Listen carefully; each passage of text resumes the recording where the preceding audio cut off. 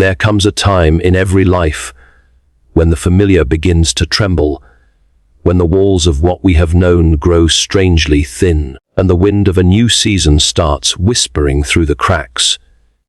It is not the chaos of loss, nor the drama of endings, but a quiet unease, the kind that makes the soul restless in rooms it once called home.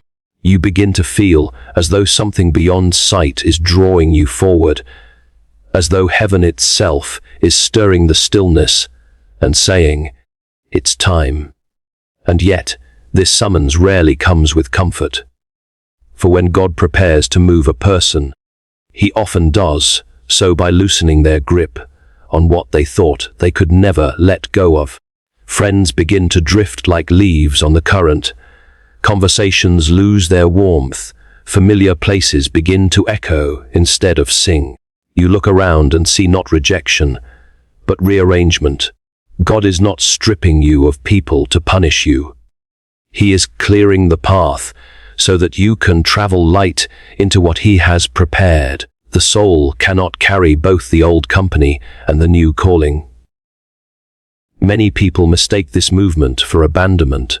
They feel the absence and assume it must mean they have failed. But that is not the truth. When the divine hand begins to separate you from certain hearts, it is not rejection, but redirection.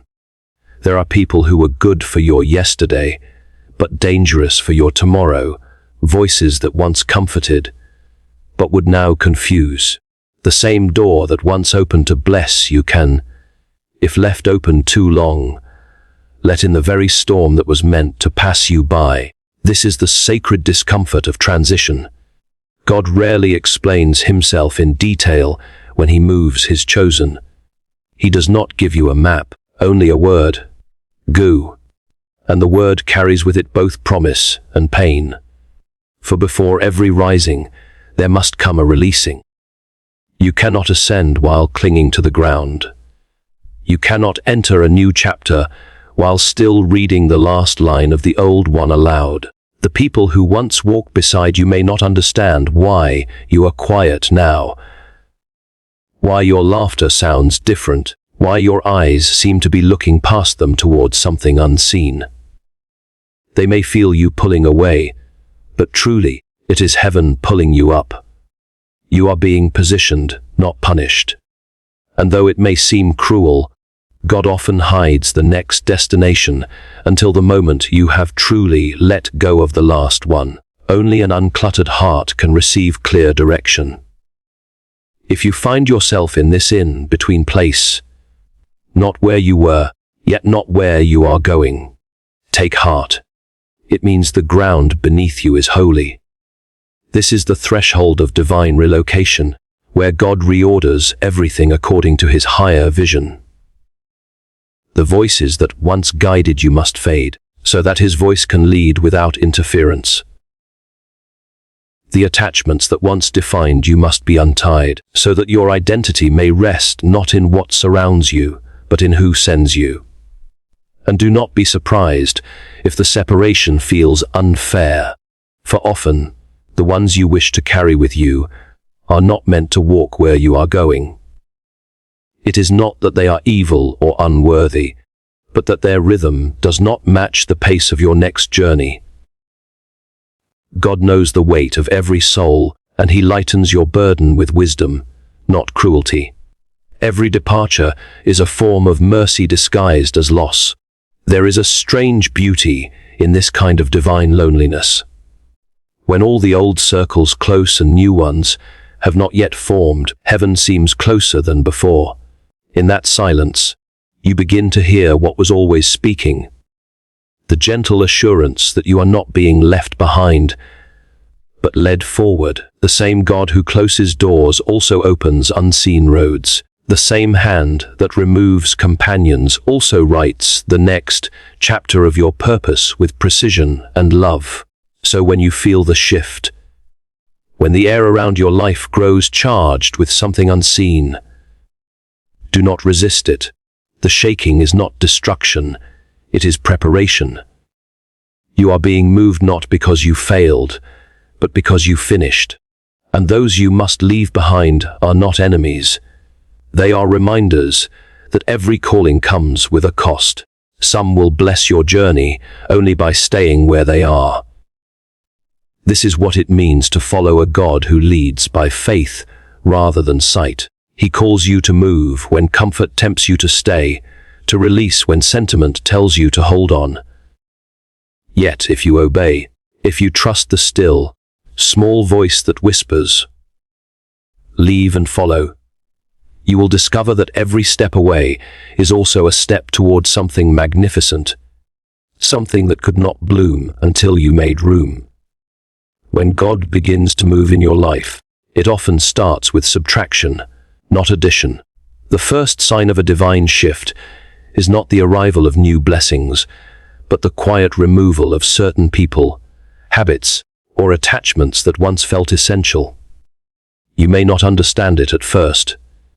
The absence feels sharp, and your heart may protest against what feels like loss.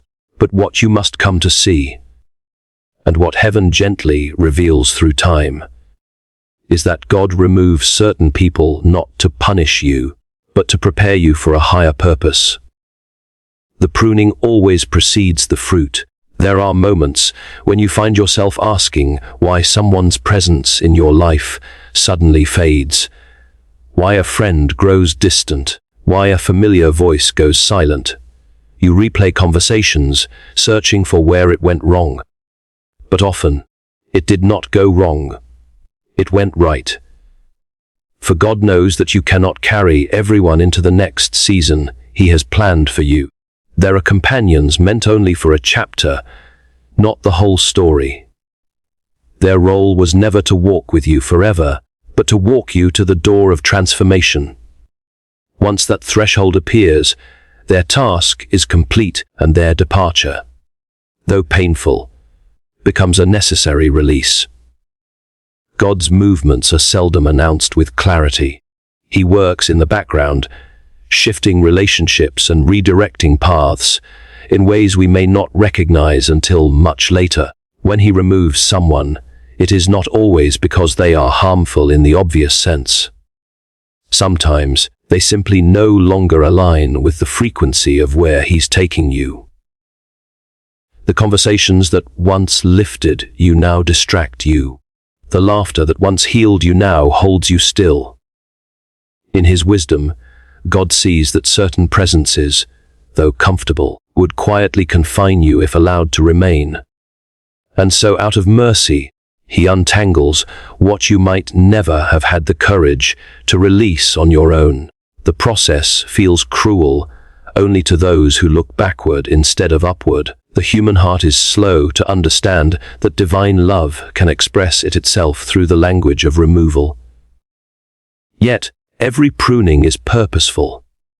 When a gardener trims a tree, it is not to diminish it, but to strengthen its growth. The branches that remain are those through which life will flow freely, unhindered.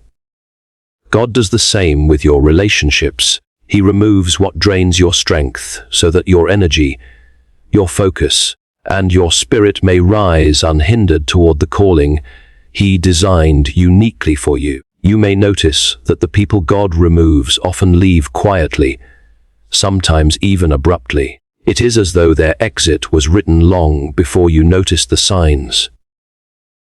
One day you wake up and feel a void, and though you ache, something deep within you whispers that this detachment is sacred. The silence that follows is not empty, but charged with purpose. It is in this silence that God begins to build something new in you. He fills the space once occupied by others with His own voice, His own direction, His own clarity. To be chosen by God for greater things means to be set apart. And separation, though often mistaken for loneliness, is a necessary stage in preparation. When God calls you higher, He must lighten your load. The relationships that could not survive your next altitude are gently laid aside. Some people cannot breathe where you are going. Their faith, their mindset, their desires cannot sustain the thinner air of purpose. It is not your task to drag them with you, nor is it your fault that they cannot follow. Their journey may continue elsewhere, but yours requires focus, surrender, for a time.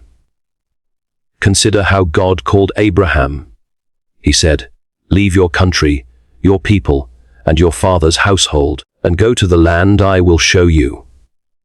It was not just a physical move, it was an emotional severing.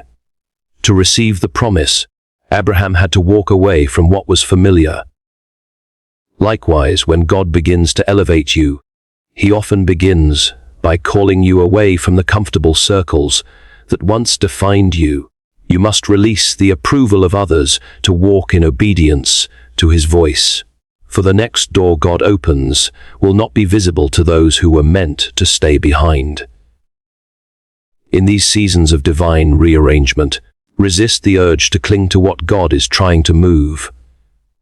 Clinging delays your progress and deepens your pain. The more you insist on holding on, the longer it will take to see what He is making room for. Trust that His removals are acts of mercy. He is protecting you from paths that would dilute your purpose, from partnerships that would drain your energy, from distractions that would delay your growth. Sometimes, the ones you miss the most are the ones who would have slowed your destiny the longest. Preparation always comes with pruning. You cannot step into greatness surrounded by the noise of what no longer serves your spirit. The higher you climb, the fewer voices you can carry with you. God knows the precise balance between companionship and calling, and He will always choose your calling first.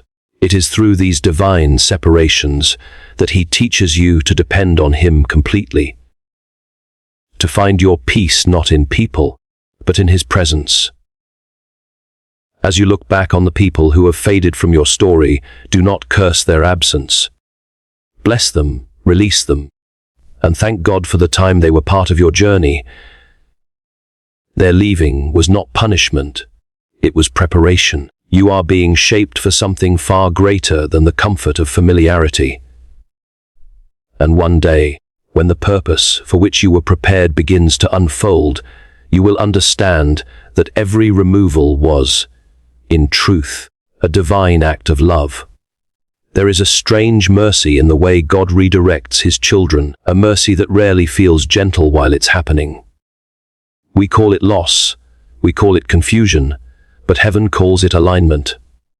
Separation, though it breaks the heart, is often the most loving act God performs in the life of a believer. When He begins to move pieces in ways that seem to pull people apart, He is not rejecting one and choosing another. He is redirecting both toward the places where their purpose can breathe. What feels like abandonment is often the sound of destiny shifting its weight, of unseen hands rearranging the furniture of your life so that everything fits the vision He has for you. It is difficult to see this while you're standing in the middle of the storm. The heart mourns what it cannot understand. You wonder why certain friendships dissolve without warning, why those who once stood closest to you now seem like strangers, why the bond that once felt unbreakable begins to thin like thread. You assume something must be wrong, that perhaps you failed, or they changed, or God has gone silent. But He has not. He is speaking through the very silence that troubles you. Every divine redirection comes dressed in mystery. It does not announce itself with clarity, for if you understood it too soon, you would resist the process that is meant to set you free. God sees further than our affection allows us to see. He knows when a connection, though once fruitful, has run its course. There are relationships that served as bridges, beautiful, necessary, and temporary. Once you've crossed, to linger on the bridge is to delay your arrival. So He removes it. He lets the distance form. He allows the text to slow, the doors to close, the circle to shrink, not because He wishes you harm, but because he knows your next step requires a lighter heart. Redirection always begins with separation. In our limited sight, we often confuse separation with rejection. Rejection stings because it feels personal, as though your worth has been weighed and found lacking. But divine separation is not about worth, it is about work. God's work in you, his design for your destiny, cannot coexist with every voice, every influence, every opinion. Some voices would drown his whisper. Some influences would steer you away from his path. Some opinions would talk you out of obedience. And so, he withdraws them. He takes them from your reach before they can take you from his purpose. The hand of God is never idle when he removes something. Even in silence, he is writing. When he shifts you away from certain people, he is also guiding you toward others who will strengthen the new phase of your journey. Every ending he authors is connected to a beginning you cannot yet see. It is like the pruning of a vine to the untrained eye. It looks destructive, but to the gardener, it is the only way the vine will bear more fruit. When he cuts, he always has growth in mind. The pain is temporary, the purpose is eternal. Often, the redirection God initiates has less to do with others and more to do with you. You are changing, quietly, deeply, spiritually. The desires that once fit you no longer do. The conversations that once thrilled you now drain your energy. The ambitions that once drove you now feel hollow. God is not only moving people around you, he is transforming you from within. And as your spirit grows, your surroundings must evolve to match that growth. To stay among what no longer resonates is to suffocate the very calling that God has awakened in you. It takes faith to trust this process. It takes surrender to believe that the door closing behind you is not punishment but protection. You cannot see where he is leading, only that he is no longer allowing what used to be. The temptation is to chase what's leaving, to call, to cling, to convince. But that only delays what God is trying to do. When he shuts a door, it is because he has already unlocked another. You cannot walk through it until you stop knocking on the old one. Those who are divinely redirected often walk through a season of solitude.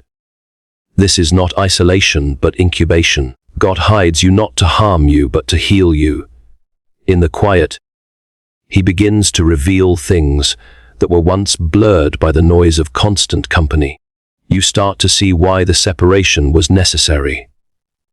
How certain people would have kept you tied to an identity you have outgrown. You begin to notice how their absence created space for new strength, new clarity, new devotion. What you thought was rejection becomes revelation. And though it hurts, though it makes your nights long and your thoughts heavy, you begin to sense that something sacred is happening beneath the surface. You are being repositioned for a higher assignment. God is redirecting your life toward environments that can sustain your growth, toward people who can handle your calling, toward situations that refine rather than reduce you. The loss becomes the language through which he speaks of your future. You are not being pushed away, you are being pointed forward. Divine redirection is heaven's way of saying, there is more. It is the invisible hand turning the pages of your story before you are ready, reminding you that the author knows what the next chapter requires. Separation is not rejection. It is the sacred work of a God who loves you too much to let you settle in places he never meant for you to stay. There comes a moment when the soul begins to ache under the weight of what it was never meant to carry anymore. It is not that the old season was evil or wasted, but that it has completed its task. Yet so many of us try to drag yesterday's fragments into tomorrow's promise. We cling to the familiar because it feels safe, even when God is whispering that safety is no longer found there. You cannot step into your new season while holding on to the old attachments. The doors that lead to transformation will not open to hands still gripping what was. Every calling requires a shedding. The higher you are called, the lighter you must travel. When God begins to move you into new dimensions of purpose, He first calls you to release what no longer aligns with your growth. Relationships that once comforted, but now confine. Habits that once soothed, but now numb. Identities that once defined, but now limit. The difficulty lies in our affection for what has become outdated. The old version of yourself will always plead for survival, whispering that change is too risky, that letting go will leave you empty. But God cannot fill a vessel already full of what He's asking you to pour out. There is a sacred discomfort in transition. You will feel torn between two worlds, the one that once held you and the one that now calls you forward. The conversations that once made sense begin to sound hollow. The places that once energized you now drain your spirit. It is heaven's gentle way of detaching you from what no longer serves your destiny. The Spirit stirs an unrest in your heart, not to punish you, but to wean you from what would quietly suffocate your future. If you ignore that restlessness, you risk building altars to moments that were meant to become memories. Letting go is an act of trust. It means believing that what God has ahead is greater than what you are releasing behind. But trust is never born in comfort. It grows in surrender. To unclench your hands from old attachments is to declare that God's wisdom outweighs your understanding. You may not see what's next, but you trust that He does. The caterpillar never sees the wings forming, it only feels the breaking.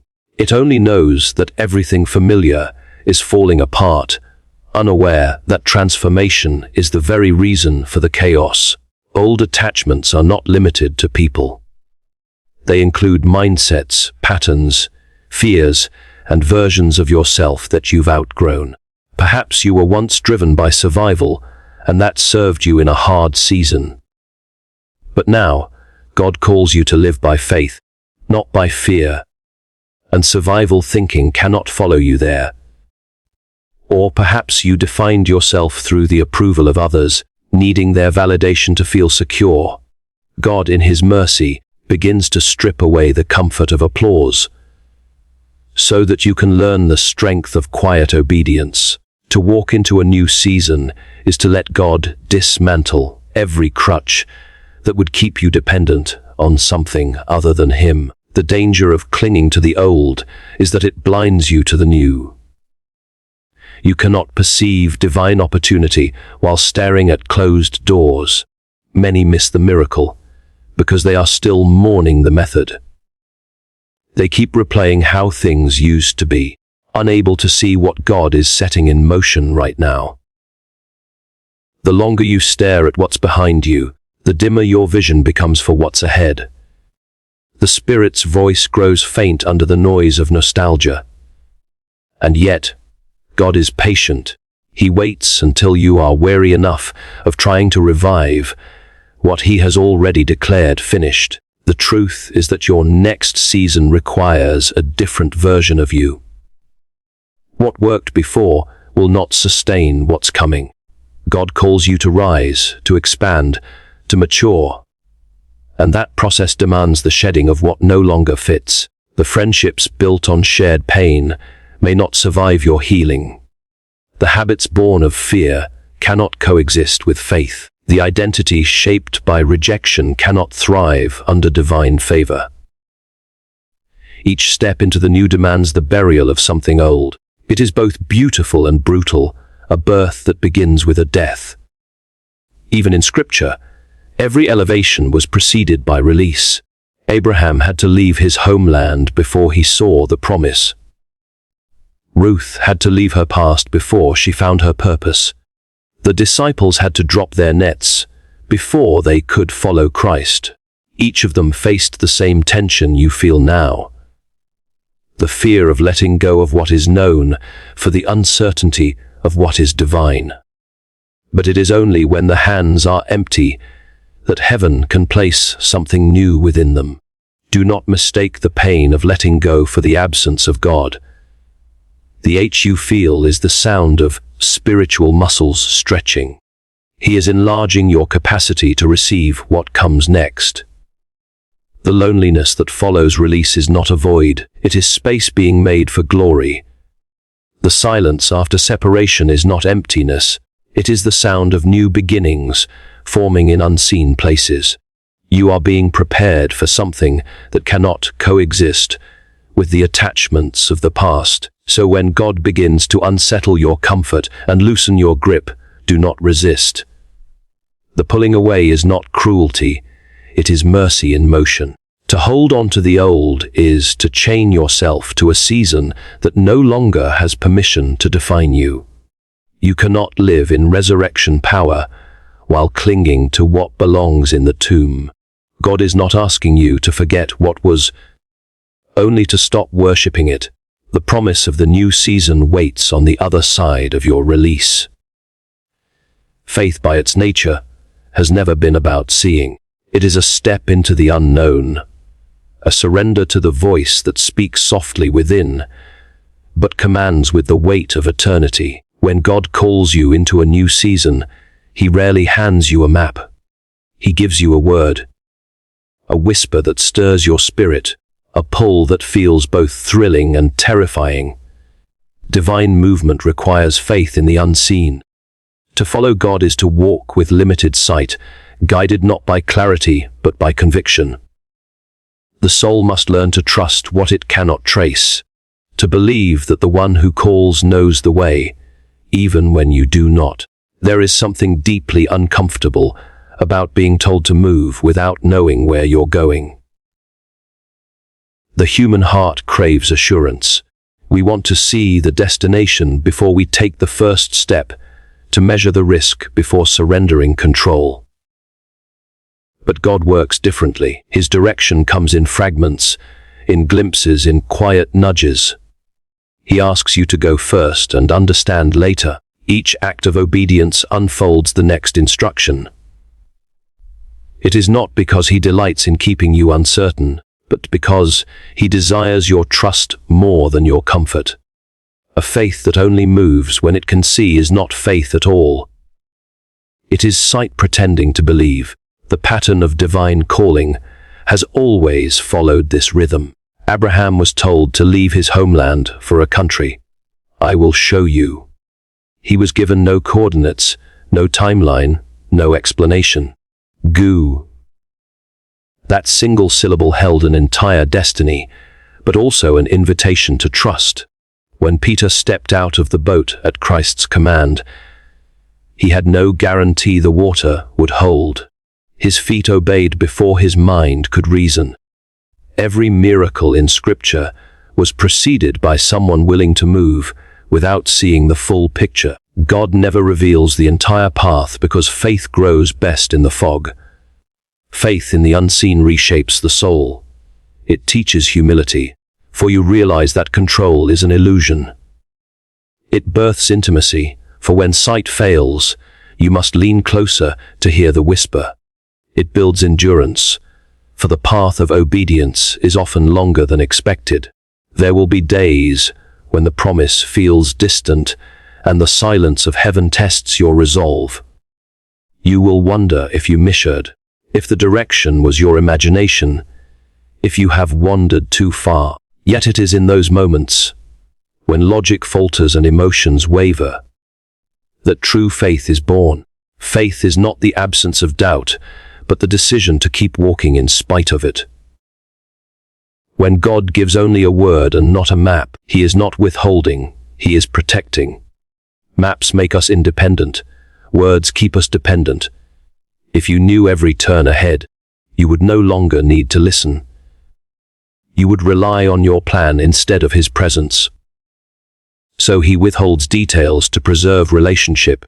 The uncertainty that troubles you is actually the thread that ties you to his guidance. Each day's obedience becomes the compass that reveals tomorrow's step. You learn to navigate not by landmarks, but by voice. The unseen path is not empty, it is sacred. God walks ahead of you, clearing what you cannot see, arranging what you cannot imagine. The delays you interpret as detours are often divine timing, aligning your path with unseen blessings.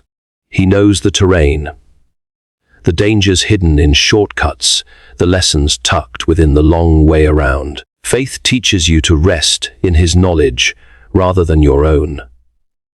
You may not understand where he is leading, but you can trust that every turn has purpose. The tension of walking by faith lies in surrendering understanding while remaining steadfast in motion. You are not called to figure it out, only to follow. The mind resists this because it fears uncertainty, but the spirit grows strong in it. Faith stretches you beyond comfort, forcing you to rely on what cannot be measured. It removes the illusion of control so that your confidence can rest fully on God's reliability. Each unseen step becomes a declaration that his word is enough. And still, the waiting between steps can be heavy. God's silence feels like abandonment, yet it is often the womb of revelation. In the quiet, he strengthens what sight would weaken. If you could see everything now, you would likely settle for less. Faith is the bridge that carries you from what is familiar to what is promised. It teaches you to hold on to his voice when nothing else makes sense. You begin to understand that obedience is not built on understanding, but on trust. A trust that believes his goodness, even when the road feels uncertain. Those who walk by faith learn to see differently. They stop asking for signs and start listening for whispers. They stop measuring progress by visible results and start recognizing grace in unseen protection. Every unanswered question becomes a place for trust to grow deeper roots. Faith is not blind. It simply looks with different eyes. Eyes that perceive God's fingerprints in what seems empty. Eyes that believe that the darkness before dawn is still part of his design. In the end, divine movement has never been about clarity, but closeness.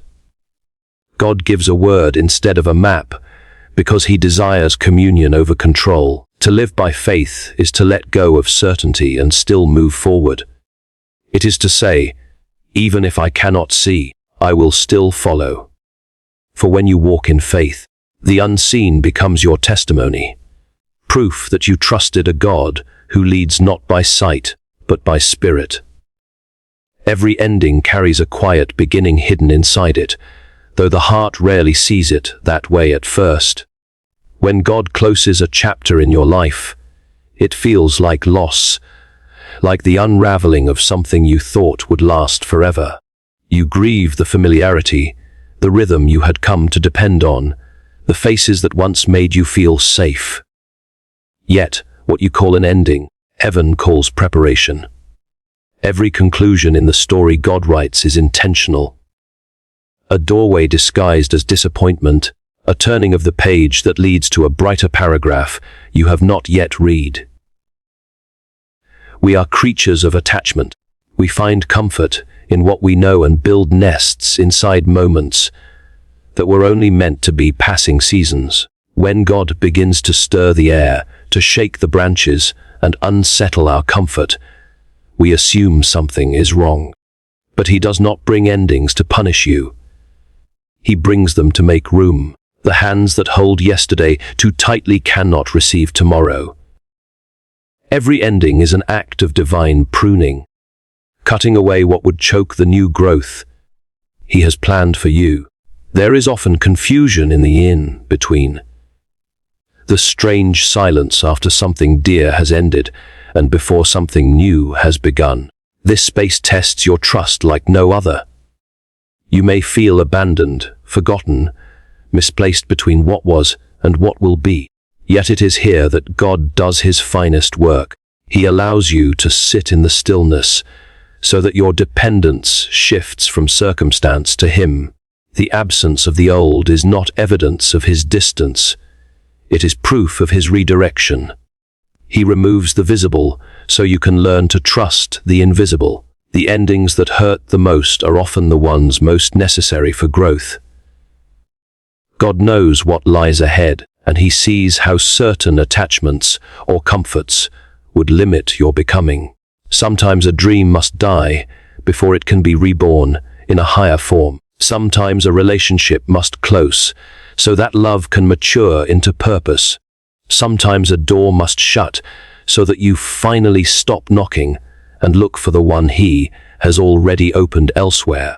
What feels like failure is often God folding the old blueprint to make room for a greater design. Heaven's timing does not follow the rhythm of human expectation.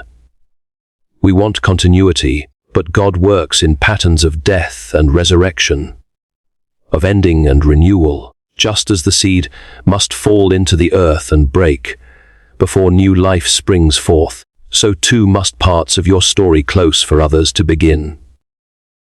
The soil of your sorrow becomes the ground in which His promise takes root. If you fight the burial, you delay the bloom. The breaking is not destruction, it is transformation in disguise. You may look back and see seasons where everything seemed to fall apart. Friendships fading, doors closing, opportunities slipping away. Only to realize later that those very endings cleared the space for the miracle that came next. God is a master of hidden preparation. He weaves purpose through loss so seamlessly that, in time, you begin to see the wisdom behind what once felt cruel. Every ending is written with foresight. The thread may seem to stop, but it continues beneath the surface, waiting to reappear in ways you could never predict. To embrace this truth requires faith, the kind of faith that trusts the author even when you cannot read the next line. It means believing that God is too intentional to waste pain, too loving to abandon you, too wise to let you settle where you were never meant to stay. Endings hurt because they separate us from what we understand, but they also liberate us from what limits us.